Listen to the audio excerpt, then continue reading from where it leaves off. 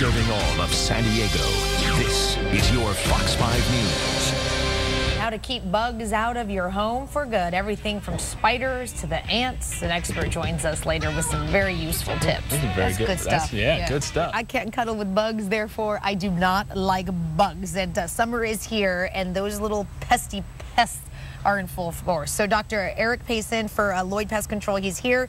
You're going to tell us how we can keep these little critters out of our house. I don't like bugs. Sure. You don't like bugs either. Well, I kind of have a love-hate relationship with bugs personally. What is the biggest? What are the biggest pests or the bugs that are in season right now with the summer coming up? This time of year, definitely ants are public enemy number one. They drive my wife crazy. You know, even an entomologist gets ants in their kitchen from time to time.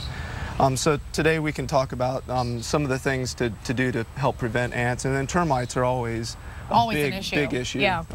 This time of year as well as any time of year. Okay, so what are some of the tips? What are things that people can do?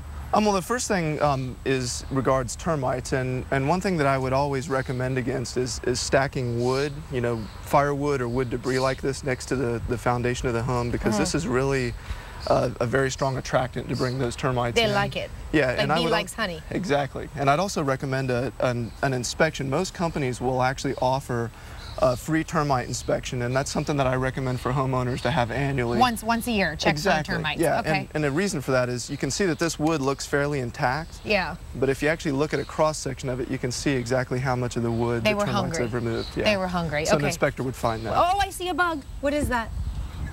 Oh, that's not actually part of our prop. Oh darn. Okay. Yeah. Okay.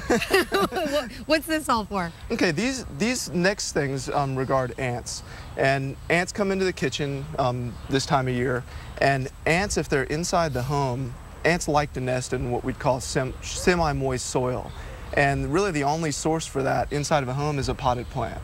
So they like potted plants. Yeah, if you have ants inside, the first thing to do is check all your potted plants. Okay. Stick your finger in there, see if there are ants. If there are, take that plant outside, let it sit for a couple of days, the ants will move on, and you can bring the plant back in. What's this?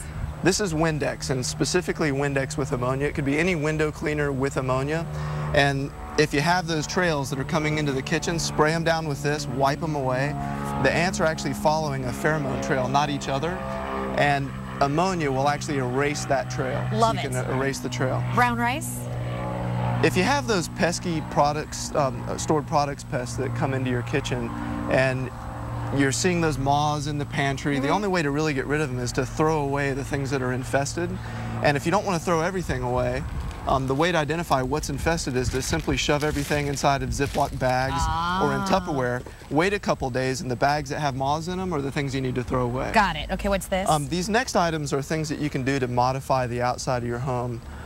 This is what we call hardware cloth, and this is a really good material for sealing up vents, sealing up any kind of opening that might allow rodents to come inside. You can hold this stuff in place with staples from a staple gun, or you can use expandable foam. Expandable foam is really good for sealing up those cracks and crevices that allow rodents inside. What about this? This is caulking, oh. and caulking is really important to make sure that it's in good condition around windows and door frames. Because any of those openings, once the caulking gets old and water gets inside, can allow fungus. Find their way in. And fungus. Most people don't think of fungus as a pest, but fungus actually is a pest that will eat your home. They thrive on moisture. What's this for? These are very important. This is probably the most simple thing that you can do, and that's just pruning bushes and tree limbs away from your house. Sorry, don't run with these, by the way. But keeping those from touching the house, those allow ants and other pests to simply crawl off that branch right onto the house, and then they're looking for a way inside. So keeping those things pruned back is really important. And the one other tip before I let you go that I really loved that you offer is that you say to fix those plumbing leaks. Exactly, yeah, and I have a kit here.